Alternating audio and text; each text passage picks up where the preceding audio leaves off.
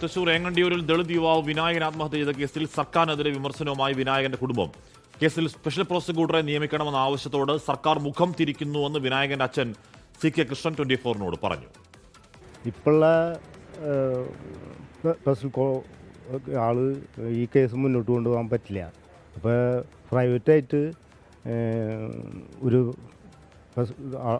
വക്കീലിനെ ഞങ്ങൾക്ക് വേണം. ഞങ്ങൾ അപേക്ഷ കൊടുത്തിട്ടുണ്ട്. അത് ഇതുവരെ തീരുമാനമായിട്ടില്ല.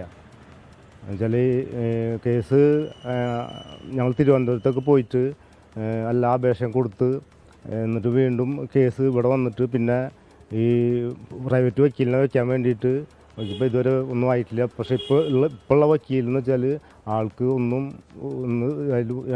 എനിക്ക് ഈ കേസിന് നീതി കിട്ടില്ല എന്നുള്ളത്. മുഖ്യമന്ത്രിക്ക് അപേക്ഷ നൽകിയിട്ടും തീരുമാനമാകാത്തതിനെ തുടർന്ന് കുടുംബം ഹൈക്കോടതിയെ സമീപിച്ചിരുന്നു. സൂരജ് സജീവ് വിവരങ്ങൾ വെച്ചിരുന്നു. സൂരജ്, അങ്ങേയറ്റം ക്രൂരമായ പീഡനം വിനായകന് എന്ന് പറഞ്ഞാൽ മുടി വളർത്തി എന്ന കുറ്റത്തിനടക്കം പീഡനം നേരിടേണ്ടി വന്നു എന്നുള്ളതായിരുന്നു പറഞ്ഞിരുന്നത്. അതിനകത്ത് മനന്നൊന്ന് ആത്മഹത്യം ചെയ്തു.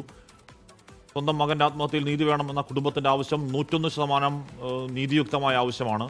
അതിനോട് സർക്കാർ സഹകരിക്കുന്നില്ല എന്ന ഗുരുതരമായ പരാതി ഉന്നയിക്കുകയാണോ കുടുംബം? സൂരജ്, കാശ്മീർ 2017 ജൂലൈയിലാണ് വിനായകൻ ആത്മഹത്യ ചെയ്ത നിലയിൽ വിനായകനെ കണ്ടെത്തുന്നത്. അന്ന് ഈ പെൺസുഹൃത്തിനൊപ്പം സംസാരിച്ച് നിൽക്കുകയായിരുന്നു വിനായകൻ ബസ് സ്റ്റോപ്പിൽ. ആ സമയത്ത് അതിന് തൊട്ട് മുൻപ് ഒരു മോഷണം നടക്കുന്നു. ആ മോഷണം നടത്തിയത് വിനായകനാണ് എന്ന് ആരോപിച്ചുകൊണ്ട് അന്ന് പോലീസ് വിനായകനെ കസ്റ്റഡിയിലെടുക്കുകയും വാഷ്മി സൂചിപ്പിച്ചതുപോലെ ഈ മുടി വളർത്തി എന്ന അടക്കമുള്ള കാര്യങ്ങൾ ആരോപിച്ചുകൊണ്ട് മർദ്ദനം നേരിട്ടു എന്നുള്ളതാണ് കുടുംബം ഉന്നയിക്കുന്ന പരാതി. പിന്നീട് മനോവിഷമത്തിലാണ് ഈ വിനായകൻ മരിച്ചത്.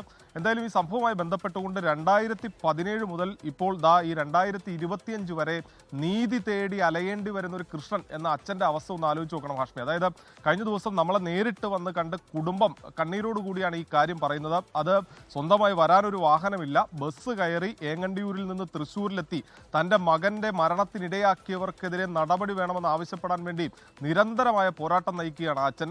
കഴിഞ്ഞ ജൂലൈയിലാണ് മുഖ്യമന്ത്രിക്ക് ഒരു സ്പെഷ്യൽ പ്രോസിക്യൂട്ടർ വേണം എന്ന് പറഞ്ഞുകൊണ്ട് ഈ അച്ഛൻ ഒരു പരാതി നൽകുന്നത്. ഈ പരാതി സ്വീകരിച്ചതായി മുഖ്യമന്ത്രിയുടെ ഓഫീസിൽ നിന്നൊരു മറുപടി ലഭിച്ചു. പക്ഷേ 2 മാസത്തിനിപ്പുറവും അതിനകത്തൊരു തീരുമാനവുമായില്ല. ഇതോടുകൂടി ഇവർ ഹൈക്കോടതിയെ സമീപിക്കുന്നു. ഹൈക്കോടതിയെ സമീപിച്ച് ഈ സ്പെഷ്യൽ പ്രോസിക്യൂട്ടറെ നേടിയെടുക്കാനുള്ള ശ്രമം നടത്തുന്ന സമയത്ത് ഹൈക്കോടതിയുടെ പരിഗണനയിൽ ഈ കേസ് വരുന്ന സമയത്ത് നിലപാടറിയിക്കാതെ സർക്കാർ ഇത് തുടർച്ചയായി നീട്ടിവെക്കുകയായിരുന്നു. ഇതോടുകൂടിയാണ് നിസ്സഹായരായ കുടുംബം നമ്മളെപ്പോലും സമീപിക്കുന്നത്. അവർ പറയുന്നത് ഇവരുടെ ഈ കേസ് വാദിച്ച ധനേഷ് എന്ന് പറയുന്ന അഭിഭാഷകനെ ഇവർക്ക് സ്പെഷ്യൽ പ്രോസിക്യൂട്ടറായി വേണം എന്നതാണ്. നേരത്തെയും ഈ പോലീസുകാർക്കെതിരെ ഓരോ ആരോപണം ഉന്നയിച്ച സമയത്തും പ്രോസിക്യൂട്ടർ ഭാഗത്ത് നിന്ന് തങ്ങൾക്ക് അനുകൂലമായ ഒരു നിലപാടുണ്ടായിട്ടില്ല. അത് തങ്ങൾ നേടിയെടുത്തത് ഈ അഭിഭാഷകൻ മുഖാന്തരമാണ്. ഈ ആത്മഹത്യാ പ്രേരണ കുറ്റം ചുമത്തണമെന്ന അടക്കമുള്ള ആവശ്യങ്ങൾ കുടുംബം ഉന്നയിച്ചതാണ്. ആ സമയത്തൊന്നും അത്തരത്തിലൊരു അനുകൂലമായ നിലപാട് പ്രോസിക്യൂഷന്റെ ഭാഗത്തു നിന്നുണ്ടായില്ല. ഈ അഭിഭാഷകനെ വെച്ച് തങ്ങൾ വാദിച്ചാണ് ഒടുവിൽ കോടതി തന്നെ നേരിട്ട് ഈ പോലീസുകാർക്കെതിരെ ആത്മഹത്യാ പ്രേരണ കുറ്റം ചുമത്തിയത്.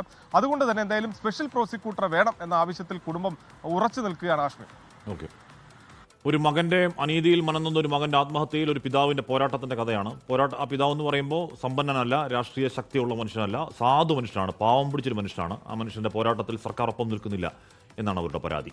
ലോകത്തെവിടെയായാലും ഏത് സമയത്തും 24 വാർത്തകളും ഓഗ്മെന്റഡ് റിയാലിറ്റി പാക്കേജുകളും എക്സ്പ്ലെയിനറുകളും വിശദമായി കാണാൻ ഞങ്ങളുടെ YouTube ചാനൽ നിങ്ങൾക്ക് സബ്സ്ക്രൈബ് ചെയ്യാം.